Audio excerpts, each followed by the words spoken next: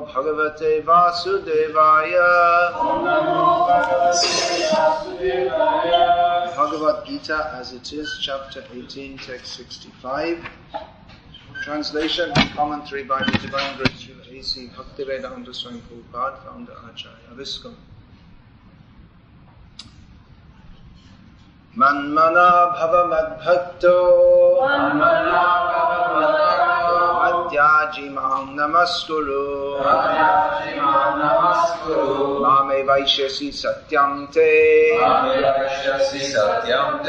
Tijane priyosi me.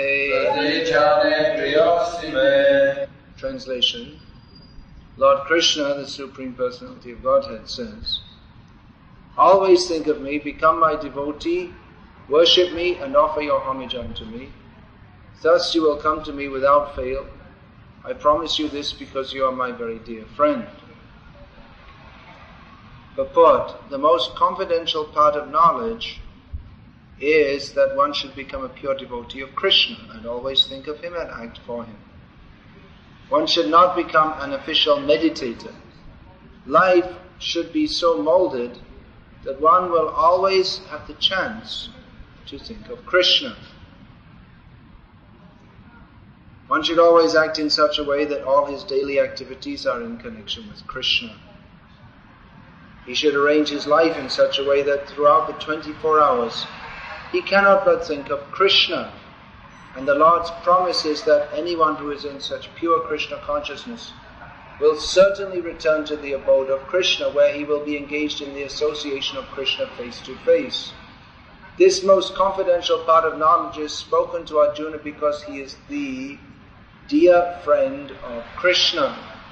Everyone who follows the path of Arjuna can become a dear friend to Krishna and obtain the same perfection as Arjuna. These words stress that one should concentrate his mind upon Krishna, the very form with two hands carrying a flute, the bluish boy with a beautiful face and peacock feathers in his hair. There are descriptions of Krishna found in the Brahma Samhita and other literatures. One should fix his mind on the original form of Godhead, Krishna. One should not even divert his attention to other forms of the Lord. The Lord has multi-forms as Vishnu, Narayana, Rama, Varaha, etc. But a devotee should concentrate his mind on the form that was present before Arjuna. Concentration of the mind on the form of Krishna constitutes the most confidential part of knowledge, and this is disclosed to Arjuna because Arjuna is the most dear friend of Krishna's. Manmana bhava madbhakto madhyaji mam namaskuru mame vaishyasi satyante pratijane priyosi me. Always think of me, become my devotee, worship me and offer your homage unto me, thus you will come to me without fail. I promise you this because you are my very dear friend. This is the most essential part of knowledge spoken by Krishna. Krishna is speaking Bhagavad Gita to give knowledge. It is a book of knowledge. There are different kinds of books. Some are written for entertainment, but most important books are books that are written for knowledge. There are so many different books of knowledge. Knowledge of how to work computers, knowledge of how to fight in various ways, general knowledge, scientific knowledge. But the most important knowledge, what is the most important knowledge to us as living beings? What would be the most important knowledge that we could get? So different people would answer this in different ways. Some people would say, well, the most important knowledge would be how I can become a billionaire.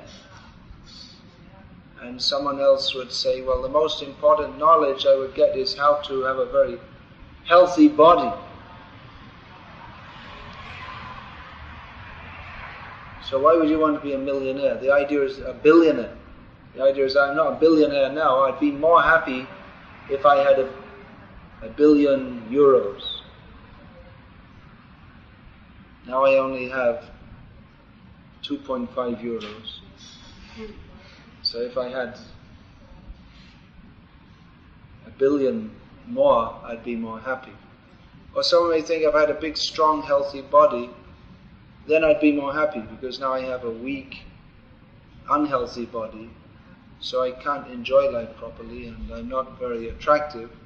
So if I had a very strong and healthy body, then I'd be able to enjoy life better. So the basic idea is, if we're thinking what would be the best kind of knowledge, we're thinking that what I'm lacking now, I would gain by getting that knowledge. Now I'm suffering because I only have 2.5 euros, or I only have a very weak and unhealthy body. But if I got the knowledge of how to get a strong and healthy body, or the knowledge how to get $1 billion, or if I got the knowledge how to become a computer programming expert, then I could get a great job.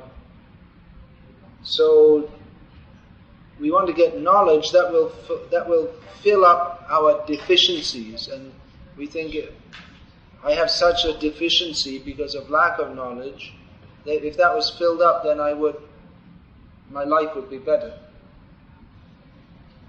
But here Krishna is addressing the sum total of all our deficiencies, which we're probably not even aware of. That what is the real thing that I'm lacking? Even if you get $1 billion, then you'll want another billion. Or we'll find that still we have so many problems. Or even if I have a healthy body, however healthy it has to die sooner or later. So what is that knowledge that can solve all our problems? To understand this, we'll have to find what is the root cause of all our problems. Mostly people operate on a very superficial level. How I can get more money, how I can get a healthy body. Their approach to religion is very superficial. They go to God asking for the same thing. God, give me $1 billion, or at least enough to pay my bills. Or God, give me good health. So we can say that is pious. At least people are approaching God. But it's not really understanding God or who He is. In fact, most of the religious processes going on in the world, they ignore the most essential point, which is suggested here by Krishna, is that we should love God for His own sake. Mostly people approach God like this. Give me this, give me that. And they think that by following some religious process, then eventually when they die they'll go to God, and God will arrange for them to enjoy life in heaven. And in heaven they'll get... Actually, there's not a very clear idea given in different religious scriptures. There was one ex-Archbishop of Canterbury, which means the head of all the Anglicans, the biggest Protestant denomination in the world, Bishop of Canterbury, because you have to go up and up and up, and when you're almost ready to die, they make you the Archbishop of Canterbury. So he was asked that, well, what do you want to do when you go to heaven? They presumed he was going to heaven because he's the Archbishop of Canterbury, although we have our doubts. But anyway, he said that, well, for the first 100 years I'll praise God. And then for the rest of time, I'll enjoy myself. Oh. Because they think that He should just make an arrangement so I can enjoy myself. That's God's duty. That's God's duty. But Krishna consciousness is a completely different approach to religion. The approach is that how we should dedicate ourselves for the enjoyment of God, simply for His pleasure, without any personal desire. And we think, well, what's that then? What's the use of that? Here we're working for so many different people. We work for the boss in the office or whatever. We work to maintain our families. And then if we have to, again we go to heaven and then we have to work for God, well, what's the point?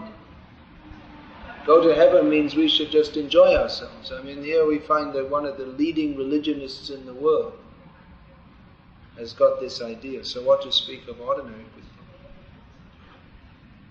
But this concept that we should worship God so that God can help us to enjoy better, this very concept is the root cause of all our problems. We think that we should be the center, I should be the center, I should be the enjoyer. But we don't understand that God is the enjoyer. He is the enjoyer of everything. He is a person. In most religious systems, we don't even want to accept that God is a person. Because if we think that He's a person, then that means He's a greater person than me. And then my position of enjoyment is compromised by God. Then we see God as a competitor for our enjoyment. So this idea of relegating God to a non-person, He's some force or power. You can pray to Him, although Him is not really proper because it's some kind of impersonal it. So you can pray to God, but He's not really a person. It seems rather strange. How you can pray to God, but He's not a person. He creates everything. If you pray to Him, you expect Him to fulfill your desires. These are all things that people do. People create things. People, you ask them for something. But then we want to relegate God to a non-person. This is due to, as Prabhupada used to say, a poor fund of knowledge. Because we think that, well, I'm a person, so how can God be a person? That means God's the same as me. This is trying to apply material logic where it is not applicable. I am a person and I am a rascal. So if we think God, and every other person I've seen in this world is also a rascal. So if God is a person, He must also be a rascal. This is poor logic. Or I am a person and I am limited. So if God is a person, He must also be limited. This is again poor logic. That God by nature is unlimited. So if He's unlimited, then He should also be able to be a person. Because if we say He's not a person, if we say He's a person, that's putting a limit on Him. But also saying He's not a person, that also puts a limit on Him. By saying He can't be a person, then He's not unlimited. So God is a person, but not a person as we think. Person in the sense that He has form, qualities, activities, likes and dislikes. He eats. You think that's very strange. Why does God have to eat? He doesn't have to eat in the same way that we have to. If we don't eat, then we lose energy. But God is the source of all energy. But He eats not as a function to maintain His body, but to accept the love of His devotees that they provide food for Him. Not that He needs it, but He accepts it because it's offered with love. So here the idea is to love God, and love means you have to love a person. You can't love a non-person. You can't love something. You cannot love something. You can love a person. You can say, well, I love my car, but it's not in the same way that I love my wife. It means, when you say I love my car, it means I'm very attached to my car. But we can't have exchanges with a non-person like a car in the same way we can have exchanges with our wives and friends and children. Personal exchanges. So if we say that God is not a person, then that means He's in one way less than us, because we are people. So this point, actually most of the religious systems of the world, they try to deny that God is a person. The most essential point. Because religion means ultimately to love God. And love means as a person, and there is exchange. Now you may think, well, how is this possible? Because God is so great and He is so small. How can there be an exchange between me and him? But we're already praying to him, that's already an exchange. If at all we accept there's God and then we're praying to him, then that's an exchange. So he's very great and we're very small, but that's another symptom of his greatness, his kindness. God's greatness is not just his creating and destroying and being very powerful, but his kindness. How great is his kindness? And his kindness is not simply in giving us money and curing our backaches. There's a lot more to the kindness of God than that. And the kindness of God is not simply that he arranges we can go to heaven and then we can enjoy ourselves there. Yes, we will enjoy in the spiritual world with God, but what is the nature of that enjoyment? If we think that the nature of enjoyment in the spiritual world is something like enjoyment as we imagine it here, I will go to heaven and then there will be all kinds of facility. I live in a palace and there'll be all kinds of nice food and all kinds of servants for me. Then again, we're trying to make ourselves the center, make ourselves the enjoyer. And then what about the servants? And what are they doing? Then they're not enjoying because they're subordinate to me. But rather, our enjoyment in the spiritual world means that we enjoy with Krishna, with God. We have a personal relationship with him. And that is the source of our enjoyment. Not that we have physical comforts. Not that we don't have to go to work and pay bills. That, of course, in the spiritual world, there's no going to work and paying bills.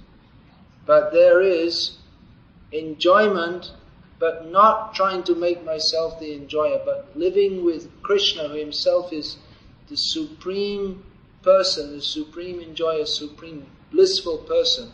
And he is such a wonderful person that to be with him and simple things, running with him, playing with him, dancing with him, eating with him, all these things, because he is the most wonderful, sweet and kind person, then this exchange of love with him, greatest gift to us.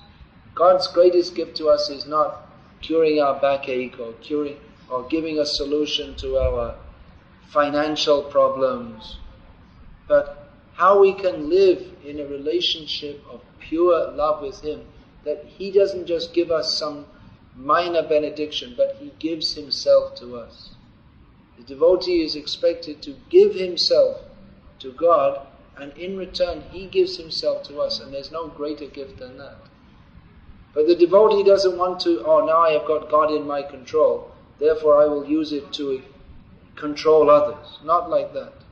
The whole mentality that I will exploit and enjoy this material world, that is diseased consciousness.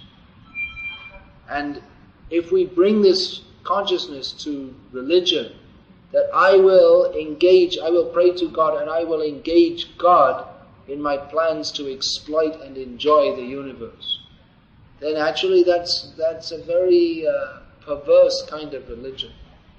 Rather, religion should be that if at all I want to petition God for any benediction in this world, it should be that how I can ask God how he can help me to become his instrument in preaching his glories. So this concept of religion, often people find Krishna consciousness very difficult to understand, because as long as we are attached to the idea that God cannot or must not or should not be a person, and that God's duty is to arrange enjoyment for me, then we can't actually understand. Therefore you see we have all this interfaith,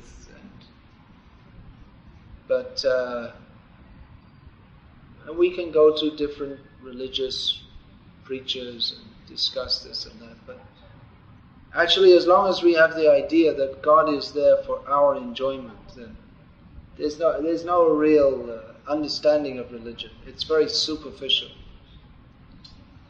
So here Krishna is recommending the process by which we can be freed from all difficulties by giving ourselves to him. All our difficulties are caused because we are thinking how I can enjoy myself separately from Krishna. instead of thinking how I can serve Krishna. So even if we ask God, give me $1 billion, and even if we get it from Him, that won't solve our problem, because the very root of our problem is that we want to enjoy separately from Krishna. So even if we get the $1 billion and then we're going on with the same mentality, how I can enjoy separately from Krishna. Therefore we find even billionaires and even people with healthy, strong bodies and all the things that we might desire, that we might think would give us happiness, we find that people, even they have these things, they're not at all happy.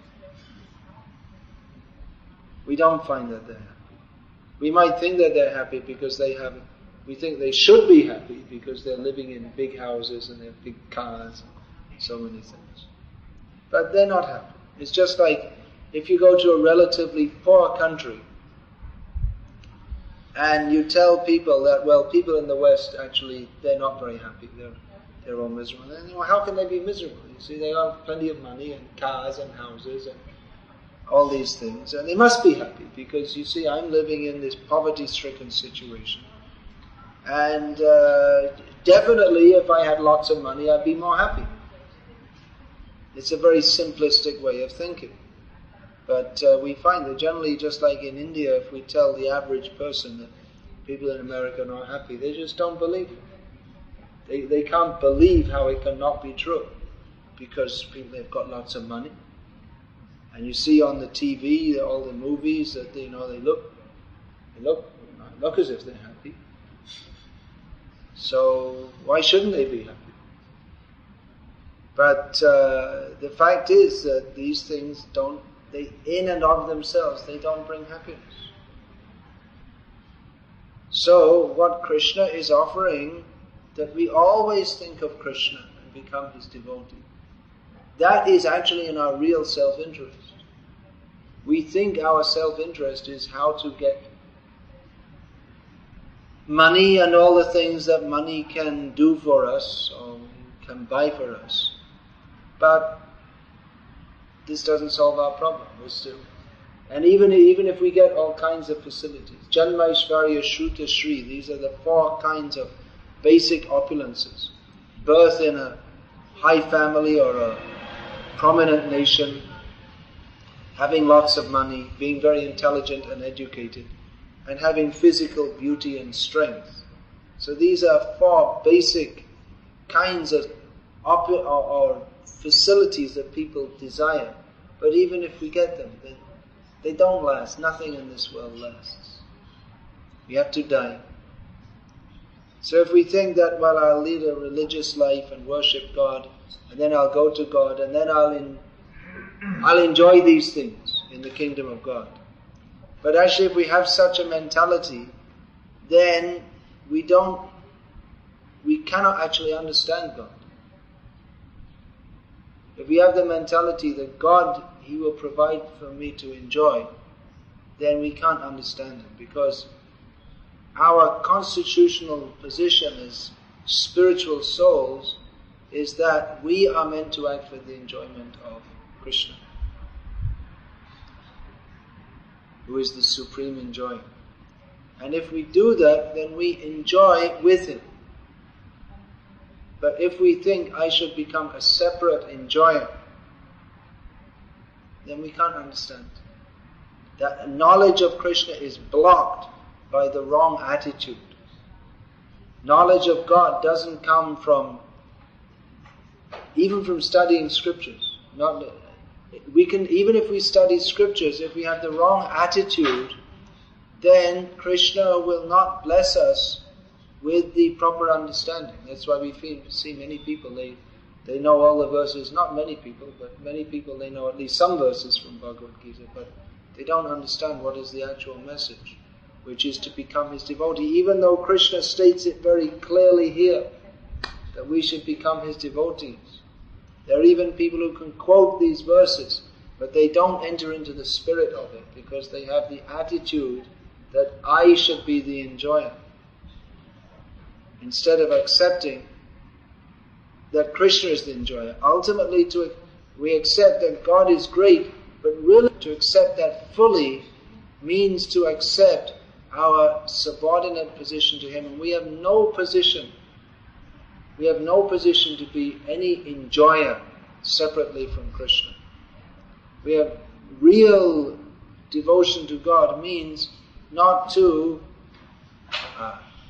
desire anything for ourselves. And people may say, well, what's the point of worshipping God if you don't desire anything for yourselves? Because they think that the very purpose to worship God is to get something from Him. But Krishna teaches something completely different. Don't think what you will get from me. Don't worry, I'm looking after you. You don't demand this, that. Anyway, I'm going to look after you. So why come, give us this day our daily bread? You think I'm not going to feed you? You're so lacking in faith that you have to pray for bread. So better not to ask God for bread. Better not to ask Him for anything. Better to pray to Him that simply make me your servant, do with me as you wish me to do. What do you want me to do? Instead of going to God and asking that here's what I want you to do for me. Better go to Him and ask, what do you want me to do for you? Then again the question may come, what can we do for God? Because He's all powerful. He's all powerful, but He likes, because He's a person, He likes that we will act in a manner that is pleasing to Him. He can do everything by His own potency. But He becomes pleased when He sees that His devotees are acting out of love for Him. Just like a father, he provides everything for the child, but if the child, as an expression of appreciation for the father, sees some nice flower in the garden and picks that and brings it to the father. Oh, here's a nice flower. So the father himself is maintaining the garden, but the child has brought, this is a nice flower, I want you to enjoy this, it's something very nice, you please enjoy it. And the father appreciates, oh, how nice my child is. So Krishna says the same thing. Bhadrang pushpam valang tayang yo me bhakta prayachati tadahang bhakti uparita ashnami prayata. If one offers me with love and devotion a leaf, fruit, flower or water, which are all my creations, but if you offer it with love, I will accept it. So, Krishna consciousness, it's very simple. It simply means to love Krishna. And why worship Him? Simply because He is lovable. Because He is so sweet, so kind, so lovable. Then we should offer our love to Him. That is our actual necessity of our heart, is to love. But in this material world, love means everyone is trying to get something from someone else. Just like we find, for instance, to give an example, we find that young men fall in love with young women, and vice versa. Now, we don't find that a young man falls in love with an old woman,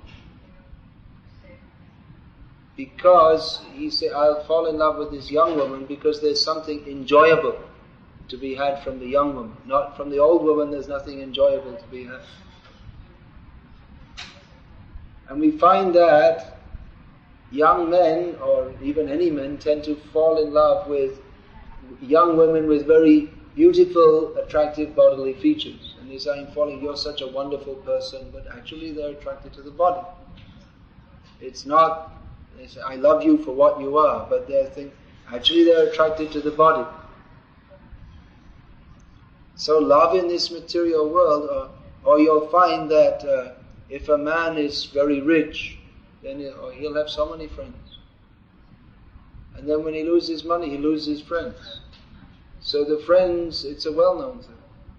So the friends, they didn't like him because he was a person or what. They were just attached to his money, that's all.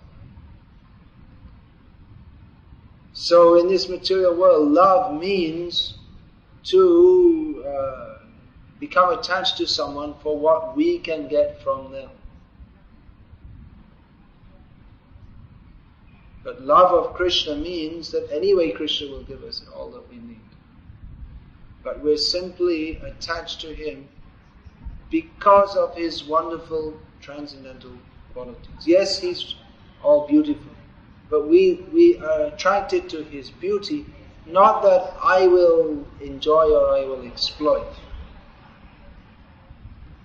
Actually, Krishna consciousness is such a high understanding that Krishna is a person, so He also has His female consorts. He's the supreme enjoyer person. It's very difficult for people to understand, because in this material world we think that attraction between male and female, that's something material, but that's a reflection of the original attraction that Krishna has for Radharani and his queens and the gopis.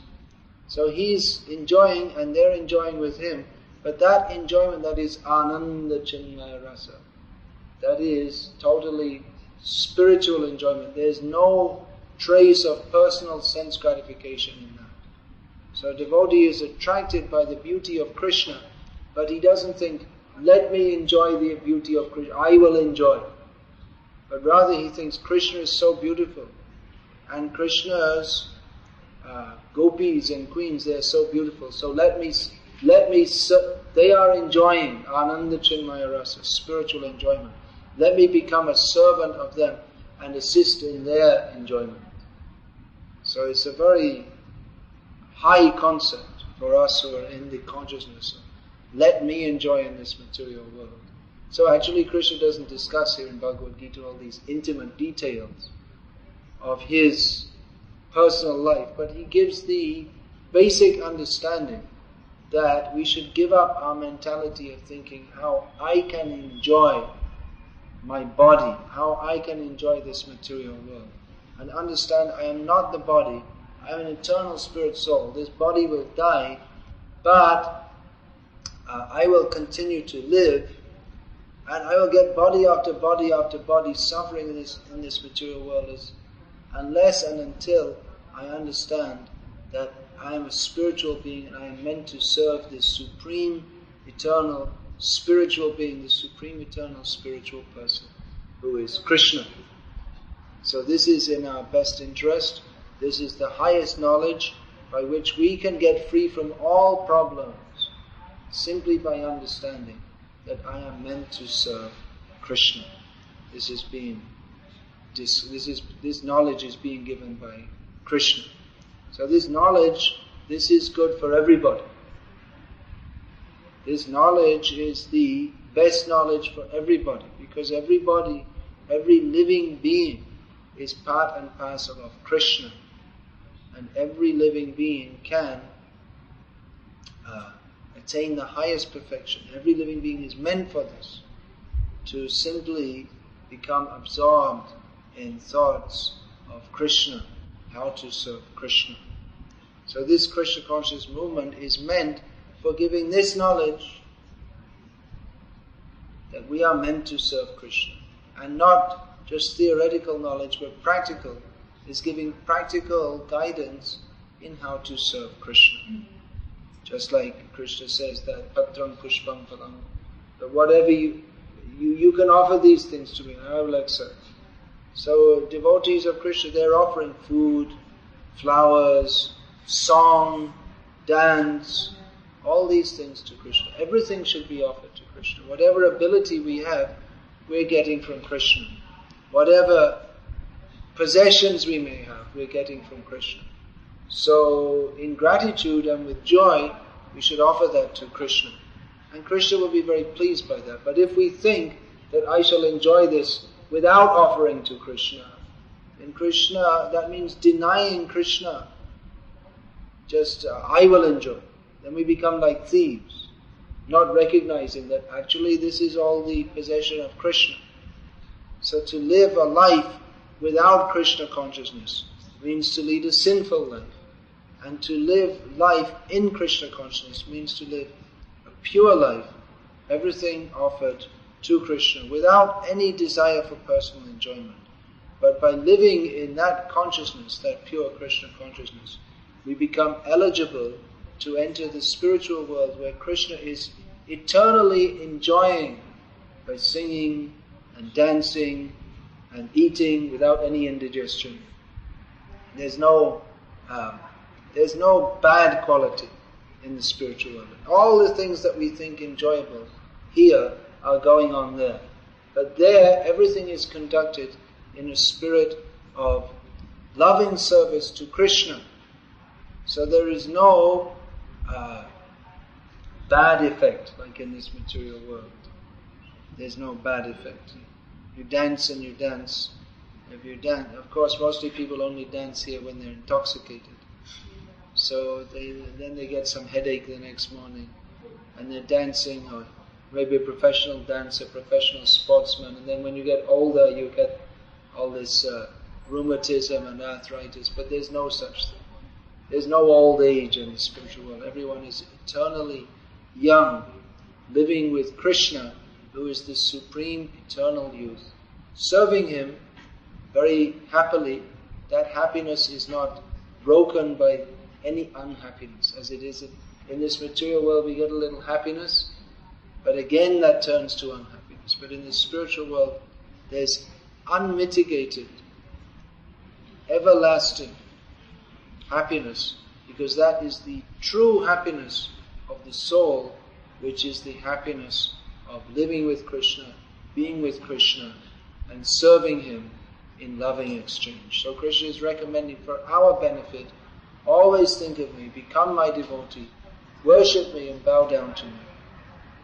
In this way, you will surely come to me. Krishna says, I promise you this, because you are my very dear friend. Hare Krishna. Is there any question about this?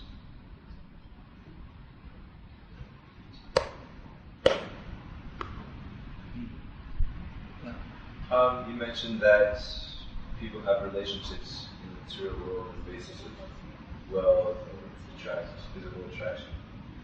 So, we also are part of the material world, but we're trying to preach Krishna consciousness. So, what should be the motivation in developing certain relationships with certain people? What should be our motivation for developing relationships? A devotee develops relationships with others in this world on the basis of Krishna consciousness. There's no use to developing any material relationship. There's no use to walking out on the street and slapping someone on the back and saying, hey, let's go for a beer. That's a material relationship.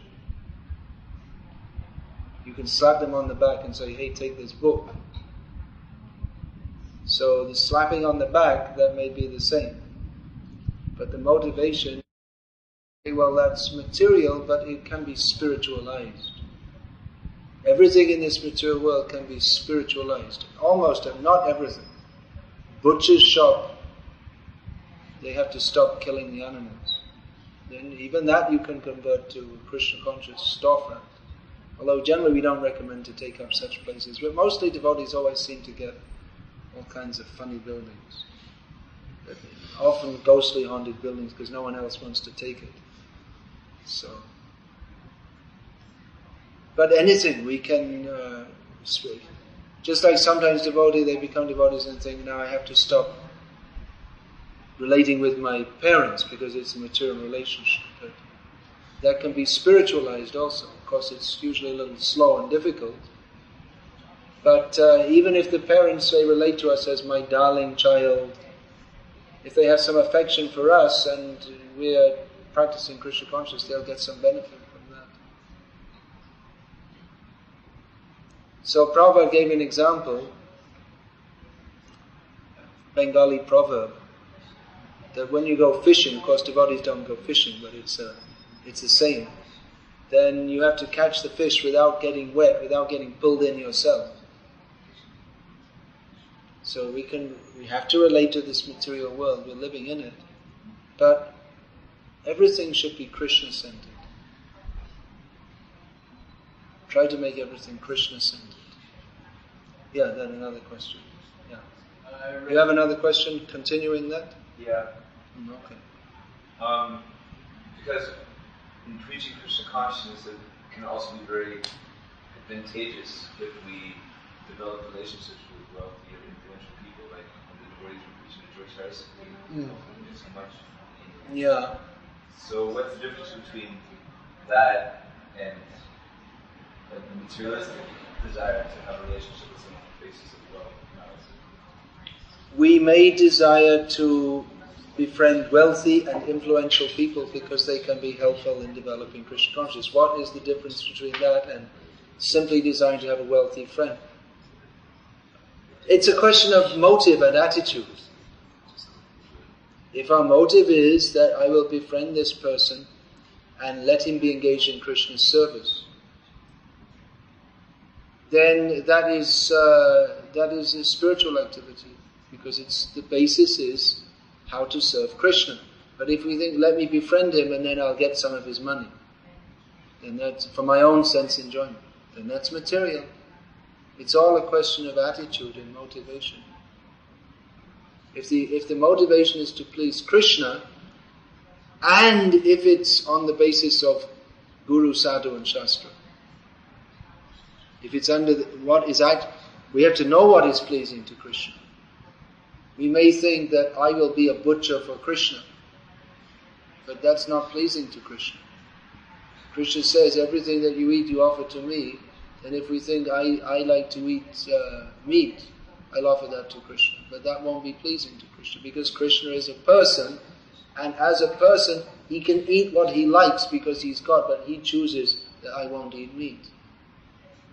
So we can offer meat to him and think that I like meat, but Krishna doesn't like that.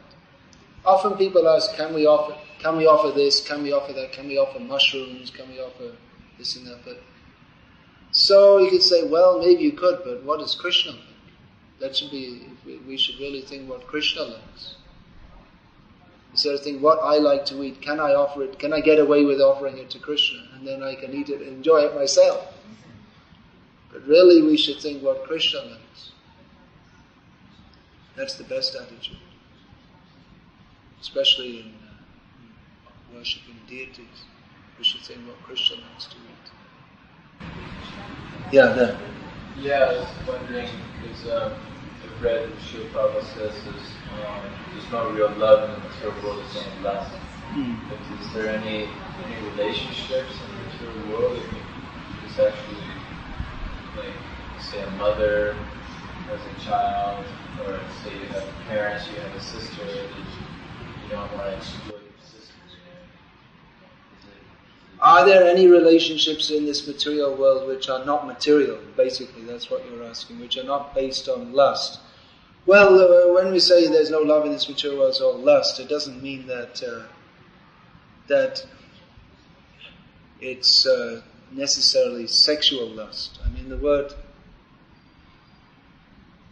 for lust, the word is kam, is there in Sanskrit, kama. So that can be translated as lust or desire. So lust in the sense that it's desire for personal enjoyment. Prabhupada said the love of a mother towards her child is the closest to spiritual love, because it's the most selfless.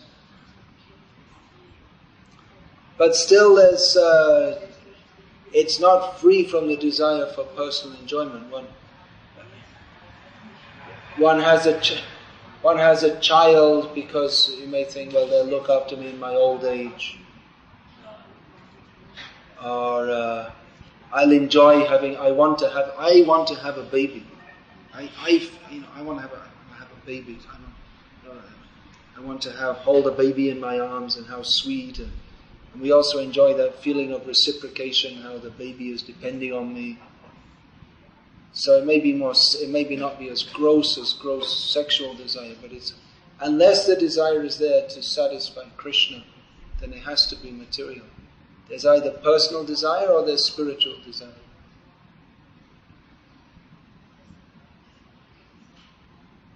So again, that relationship, a mother can desire. I was just reading today, actually, Prabhupada said, if you can deliver your children from birth and death and make them Krishna conscious, you can have hundreds of children. Prabhupada used to quote his own Guru Maharaj, who said that if I could, although I'm a brahmachari all my life, if I could have Krishna, I wouldn't have any objection if I could make Krishna conscious children. I could have hundreds.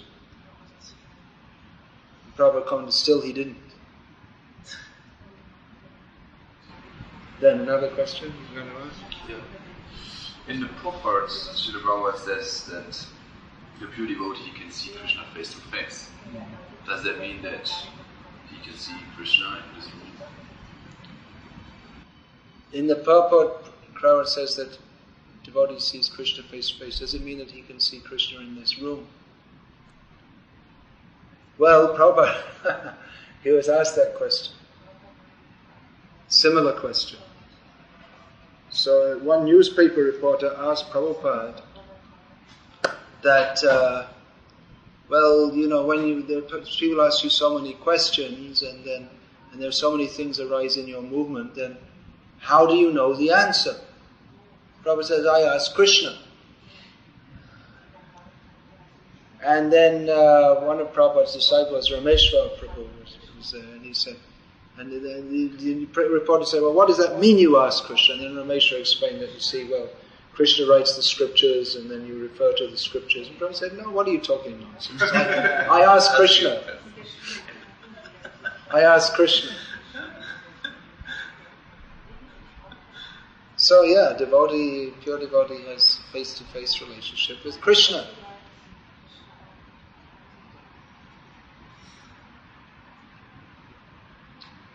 Face to face. Otherwise, what's the point? I mean, what are we doing this all for?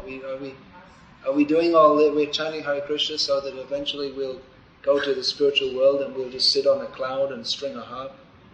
That's all there is to it. It's too boring. I mean, then people, that's why people, they don't care. They tell them they go to hell, I don't care. It's more fun. If you have to go to heaven and sit on a cloud and build, have to do that for eternity. It's too boring. Better to go to hell. At least all my friends will be there. We can have a party. So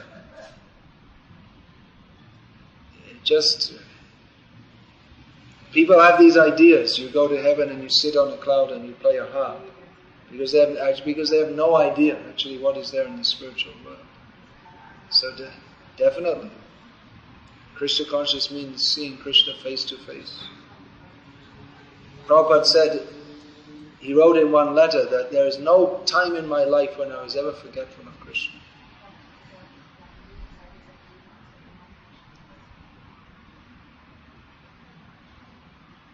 Another time Prabhupada was asked, he said that, do you see God? And Prabhupada said, well, what is the use if I tell you the reply? Will you believe me? Will you accept? Even if I say yes, will you accept? He said, yeah, I'll accept what you say. So Prabhupada said, yes, I'm seeing Krishna face to face, 24 hours a day.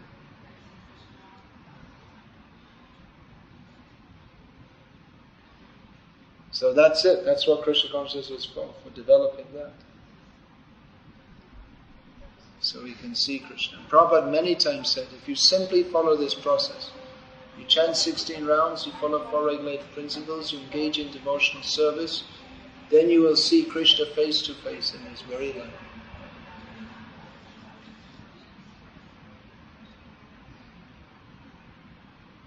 It's just one small condition. You just have to give up all material desires.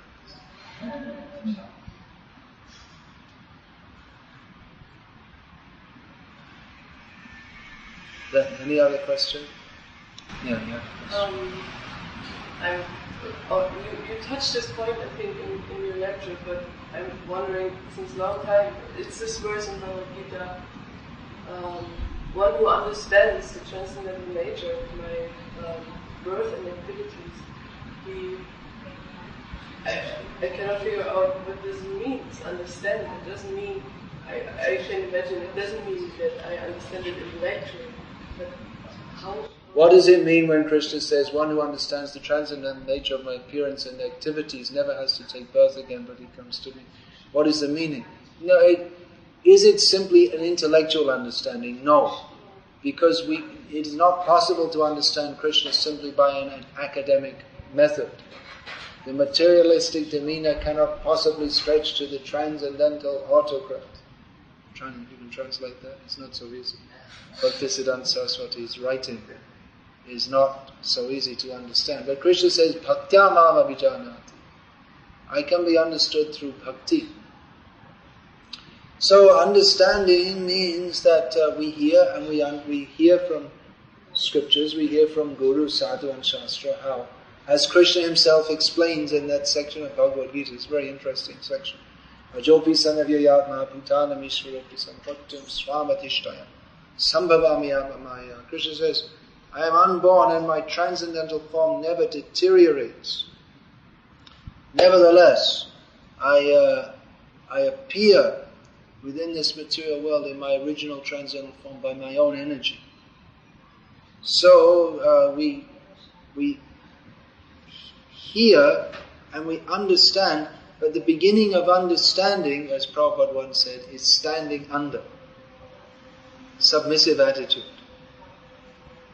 So, first of all, we have to understand that we can't understand God simply by an academic approach, but that we can understand Him by His mercy, which He gives to us if we humbly accept that I am totally inferior to Him and totally dependent upon Him. Then we can understand. But it's important that Krishna says, one who understands my appearance and activities, because this again stresses the point that He is a person. To understand means to accept that He is a person who has activities. So if just a theoretical understanding, God is great, then we can't understand Krishna. Simply to say He's great, but then what does He do? What does He look like? What are His names? How can we live with Him? What does He like to eat? This is when Janma Karma, understanding His activities. That means to understand in detail how He is a person. That's the broader meaning. It's not simply that we sit for a Bhakti Shastri exam, and then you then you pass your Bhakti Shastri exam, then you can get Brahman initiated. I think that's the rule. So you can have a Bhakti Shastri exam. That doesn't mean you have Bhakti. So we should understand, definitely these things are to be studied and understood, but in a mood of devotion. That's the all-important thing. That's the all-important factor.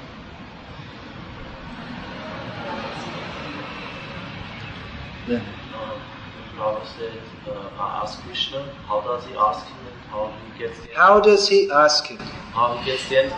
Well, he speaks to Krishna and Krishna speaks back to him. That's the...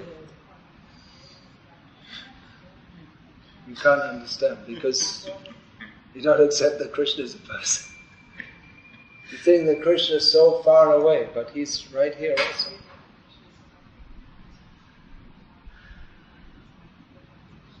It's difficult for us to understand because we're materially conditioned. But actually Krishna is with us. And if we become pure, then we can see Him and talk to Him.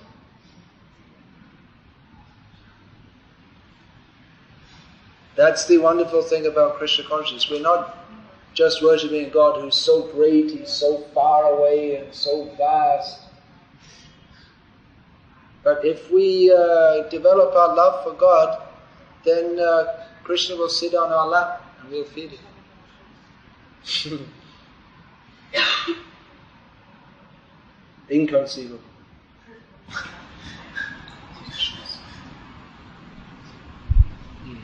Another question. You quoted this verse that you can offer a flower and to Krishna. So my question is, do we have to possess the flower to offer to Krishna? Do we have to possess the flower? Could we go into the supermarket and steal it? and offer everything So that the people Sometimes devotees do that. They walk into the supermarket and offer everything to Krishna. Well, I don't know what they do with the meat.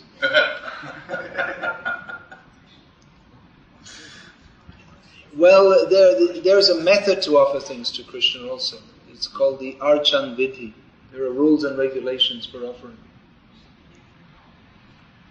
So, generally one should procure items for offering. Just like you said, a householder, he should get the offerings by working and either earning or just producing the foods himself. Or a brahmana, people may bring him some fruit, some flowers, and then he offers them to Krishna. Or a temple, in an established temple, people bring them. Generally they should be in one's possession. And then they're offered. In one's possession means one understands actually nothing is mine, but then one formally offers them to Krishna. So you can offer the whole world to Krishna, but then it's not really ours to offer, is it?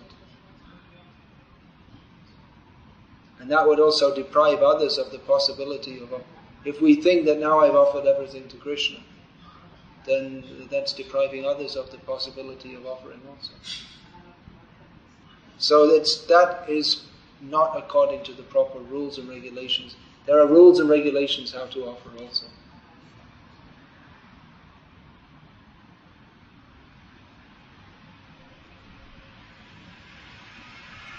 So it's a nice thought that the devotees will offer everything in the supermarket and then everyone will get prasada. But it's not the proper system of doing it.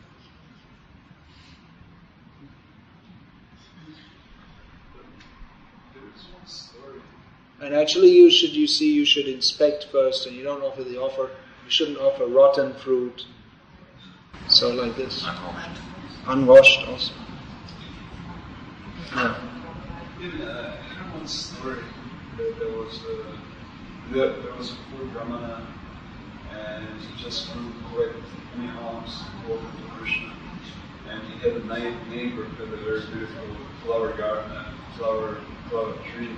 So he meditated, my dear Lord, I'm so poor, I cannot offer you anything that I possess of these except that flower which is on the tree. And then later on that man offered the same flower to Goddess Durga. She became so excited. Where's this story from? I don't know.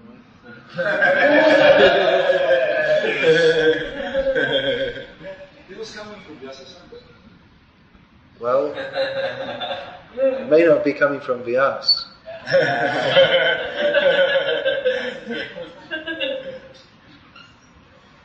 just thought maybe you heard it. No, never heard that one before. It may be, but I'm not aware of it. Generally, you see, as Prabhupada notes in one of the purports here in Bhagavad Gita, that in India, even a poor man can afford some flowers. You can go and pick some from here and there. And even you see, if someone has a big flower tree, then if the neighbor is there, they'll generally allow you to pick 3 or 4 flowers for puja purpose. They won't deny it if you have so many flowers on the tree. So,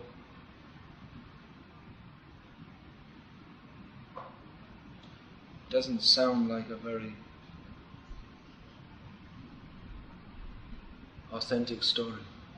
Although maybe the mood is nice, that Durga later got it and she became ecstatic.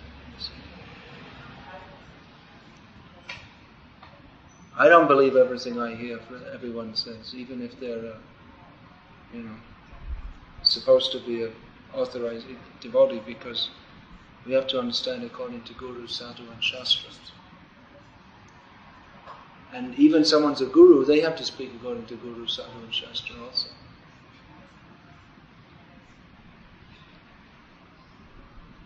So I have a little antenna here, which catches. It only takes things on a certain frequency. That frequency is Guru, Sadhu and Shastra. And other things, we may say that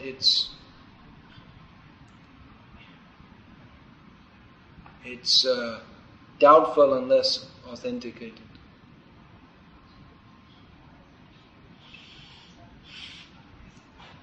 Just like I was reading this morning, that anyway, I won't discuss it this morning. Someone is trying to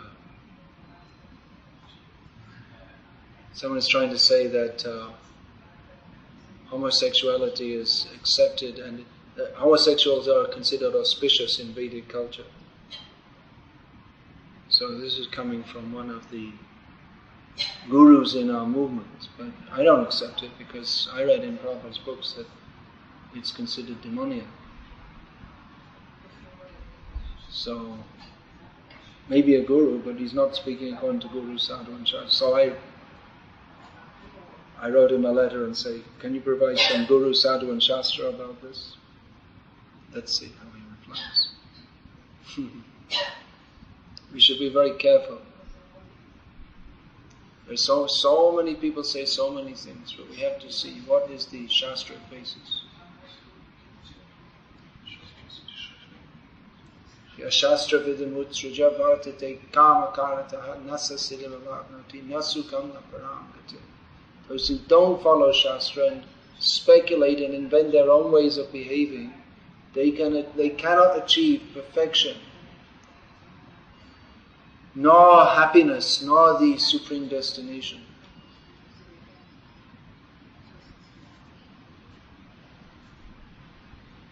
So we should be a little careful about hearing. I tell you, someone told me they heard a story from an ISKCON guru, and I knew where the story was coming from. It's coming from a so-called spiritual comic book produced in India. A lot of the people, they read these comic books and they, I've got some new story to tell.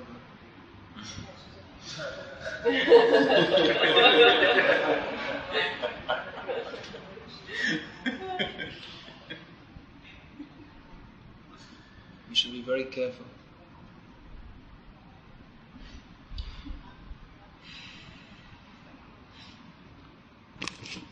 Hare Krishna. Hare Krishna. All right. Prabhupada, he also said that my disciples will write purports on my purports. And he also said that the foremost duty of a person in the renounced order of life is to make some literary contribution for the spiritual uplift of society. So in this regard, I'm also writing books which are supplementary to Prabhupada's books. So they're mostly written for devotees. So I'm also trying to distribute them, because what's the point of writing them if you don't distribute them? So you have them there? So I'd like to show them and try and distribute them here a little bit. I wrote a few books. Of course, you can take them. I think mostly devotees here, they're all surrendered devotees, which means they don't have any spare euros. Actually, Brahmacharya. They only have 2.5 euros. Brahmacharya and Krishna conscience, first Krishna conscience book I ever read. Is it? Great. Enjoy.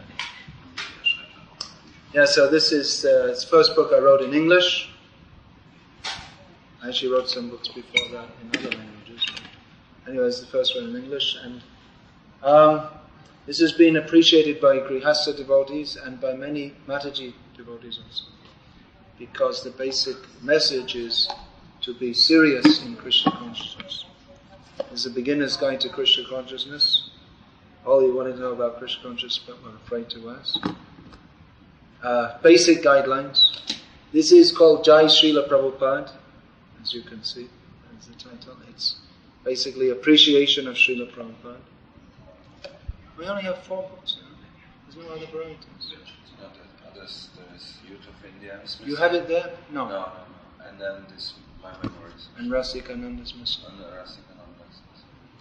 Somehow we didn't bring all the varieties here. This is an edition of Ramayana. which I wrote, or I prepared, I didn't write it, it's Valmiki's. But because I saw devotees there mostly reading all these Mayavadi editions, but then at the same time, 2 other editions came out. So anyway,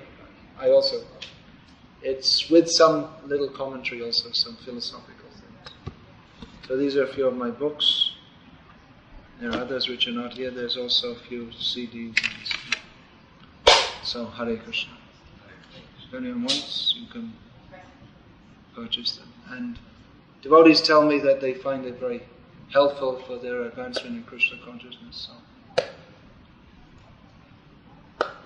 I suppose it must be true. There's no just saying that. Yes, please. Yeah. Ich möchte wissen, was das Geheimnis daran ist, warum jemand sich das Buch hingibt und der andere nicht. Ja. Why somebody surrenders to the book and somebody doesn't? Someone accepts the message in the book and someone doesn't.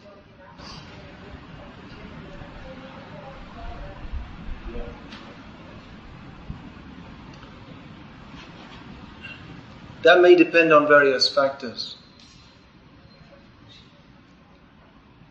A major factor is often how much we've developed in previous lives.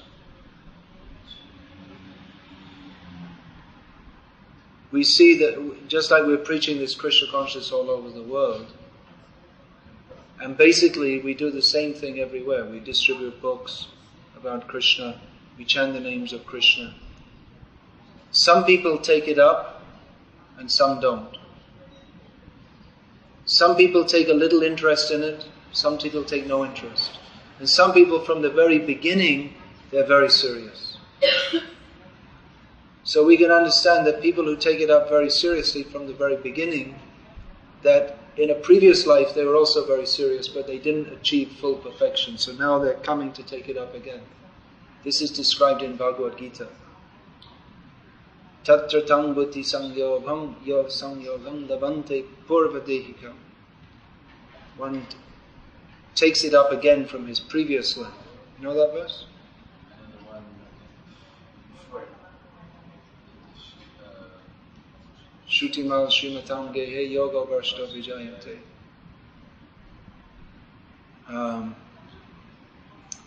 And the people who show no interest, well, at least if they take a book, then they're starting.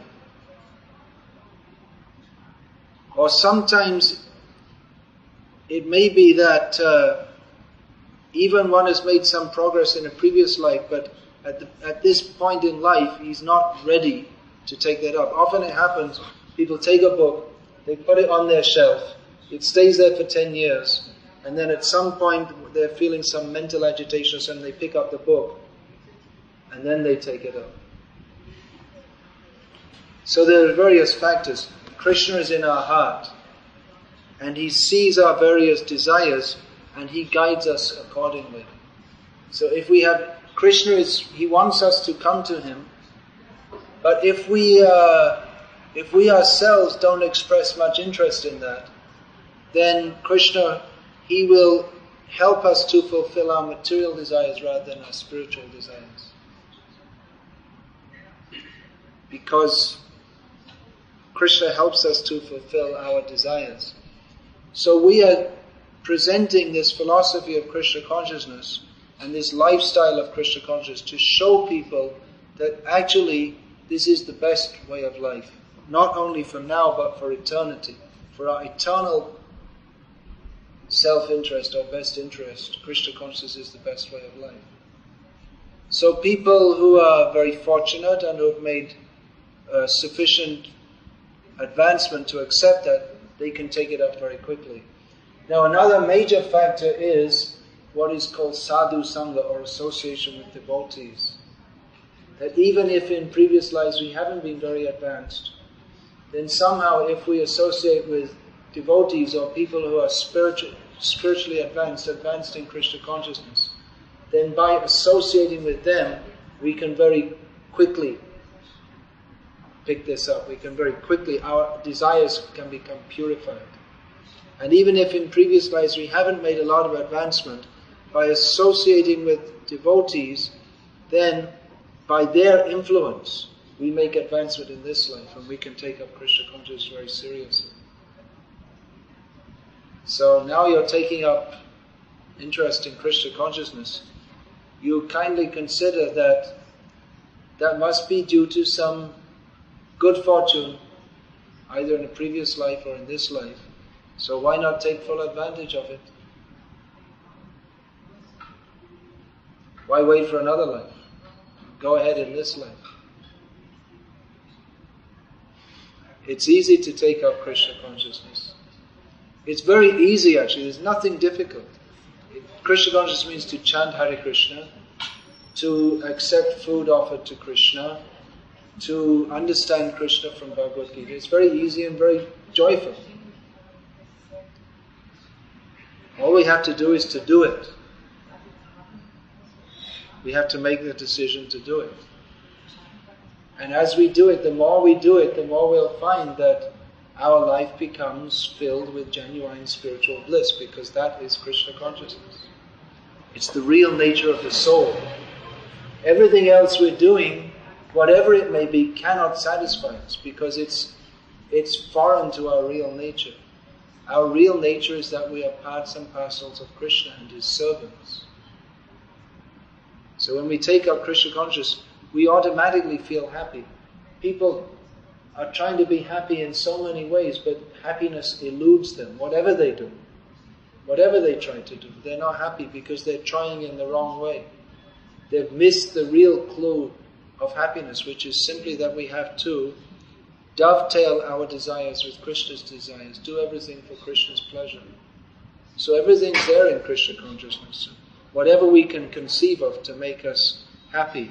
Friendship is there, love is there, singing, dancing, eating nice foods, everything is there. But the attitude that I should enjoy myself, that is not there. Everything is done for the pleasure of Krishna.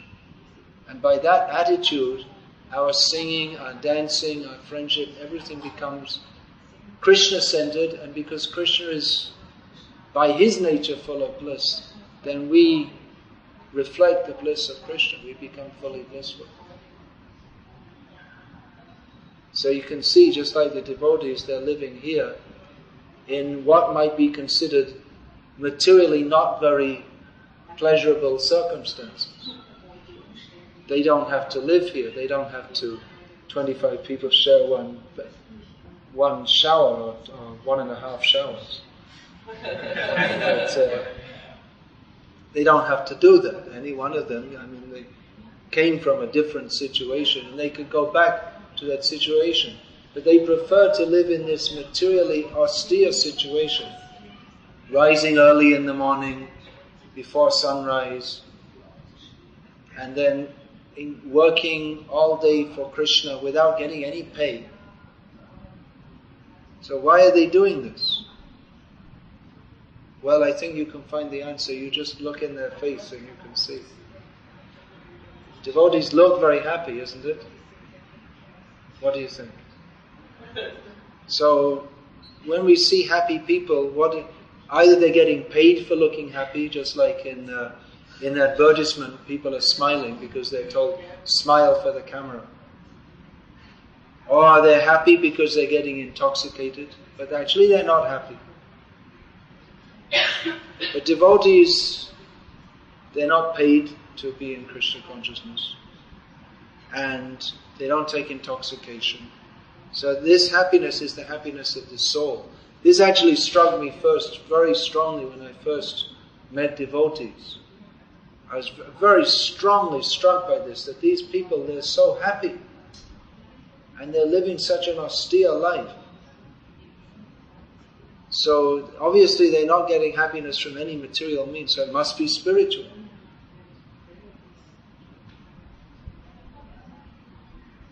So that's a fact. This is genuine spiritual happiness.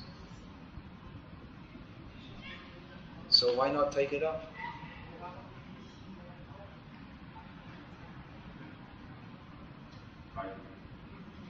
Thank you very much.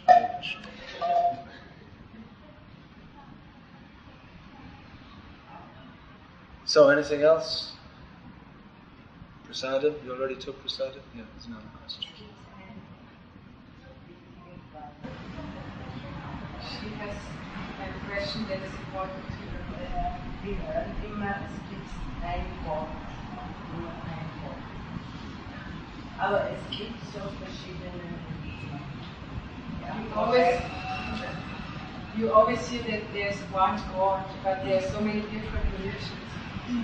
Ja, also warum es so viele Religionen, Geisten, so welche Richtung das stimmt ist, woher? Why are there so many different religions and nobody knows which is the right way to go? I know which is the right way to go.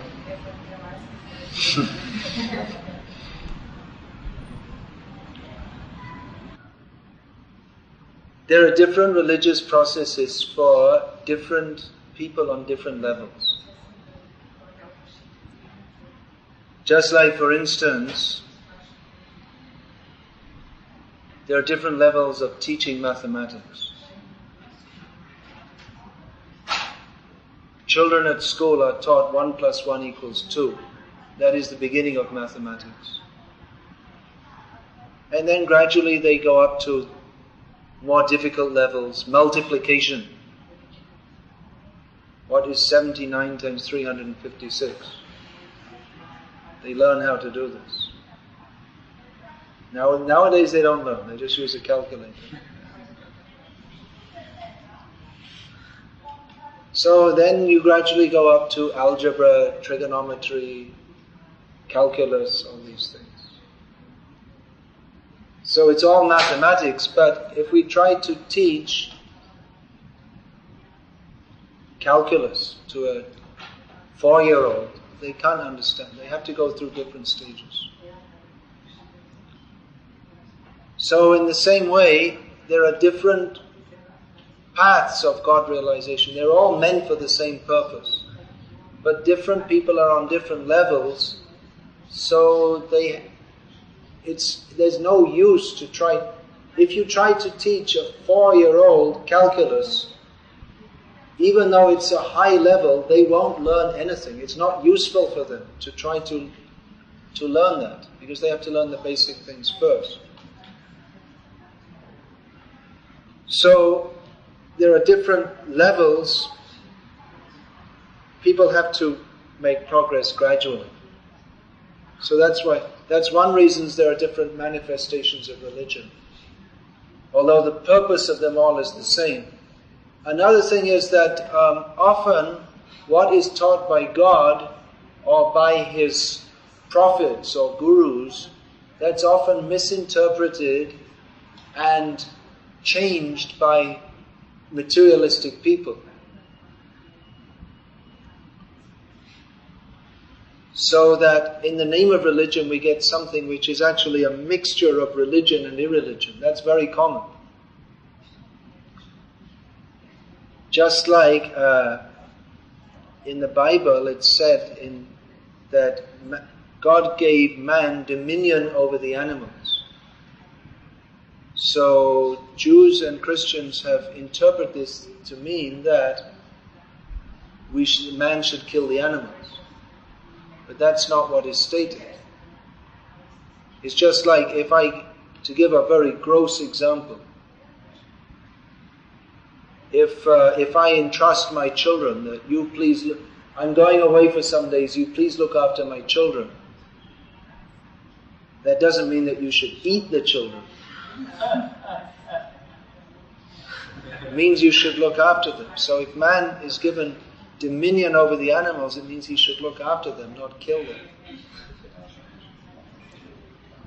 And actually you'll find in every major religion of the world that the most advanced adherents don't eat meat.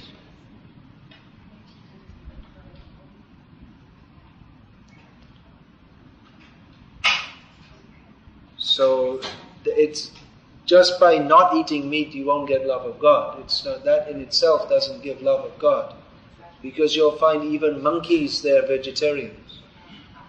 So simply to be a vegetarian in itself doesn't bring love of God. But on the other hand, if we're engaged in eating flesh, there are various considerations. One thing is that the slaughter of animals causes tremendous suffering. So God isn't pleased with that. So another reason is that flesh, there are so many different reasons. Flesh food, because what we eat affects our consciousness. So that tends to drag our consciousness down. So there are various reasons for not eating meat, but different religions allow that. Because some people, they're not even advanced enough to understand this very basic principle. In fact, you'll find in all religions where meat eating is allowed, there's some restriction given. Just like in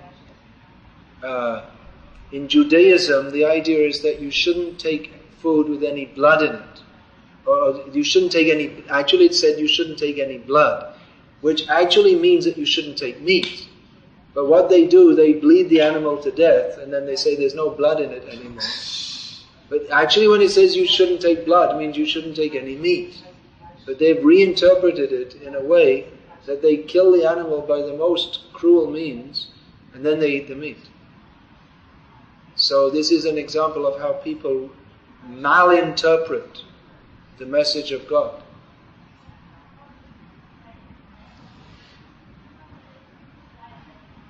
So we try to follow exactly what is given without changing it. And yeah, we're confident that we know the way, because you'll find that all the people coming to this Krishna conscious movement, they're mostly, even from the material point of view, quite intelligent people. And they're coming to this not simply out of sentiment, but they've studied and seen what are the different... There are so many different religious paths being offered, but they've seen and considered and understood that there's no greater understanding of God than that which is given in Bhagavad Gita and Srimad Bhagavatam, understanding God as the Supreme Person. And the very concept of dedicating our lives selflessly to Him, instead of asking Him what He will give us what we shall give to Him. This highest concept of Godhood, that instead of seeing God as the Father, we can even see God as our Son. Now you may think, how is that possible? Because if we see God as our Father, that means just like you have children. So how do you deal with your children? You're always looking after them and giving things. You look after them, isn't it? So the devotee, instead of thinking how to make God my father or mother, the devotee thinks, I will take the position where God will be my son, because that way I'll be serving Him more. It's said that no child can repay the debt to the mother, because what the mother does for the children, that the mother is serving so much. So the devotee is very clever, thinks, how can I serve God best? Instead of becoming the son of God and then just becoming, here Father, give this, give this, give this. He thinks, I will take the position where He will become my son, then I can serve Him more. Now we may say, well, how can I become the father or the mother of God, because He's greater than me? But if we have a desire to serve Him so strongly, He will accept the position of our child. So this is advanced theology. How we can serve God in a relationship of total love. The love is so strong that God gives up His position of superiority to accept our loving service.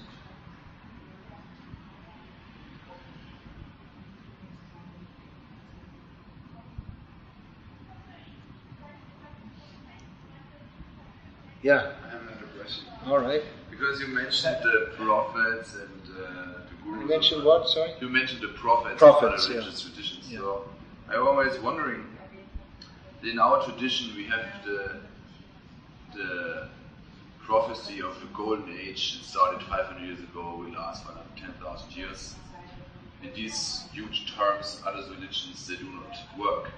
But they have very exact prophecies, if they will have or not, we don't know, about the years to come and the next few hundred or 1,000 What will happen in future?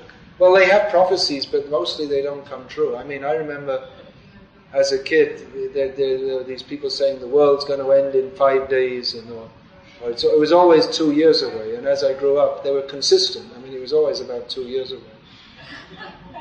But then the day came, and the sun rose in the morning, and people went about their business, and it set at night.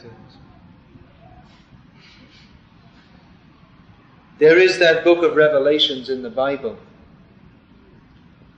Actually, if you study how the Bible, what we have as the Bible today, it's a bit of a motley job, actually. The way it was put together and what they call the Bible. In the book of Revelations,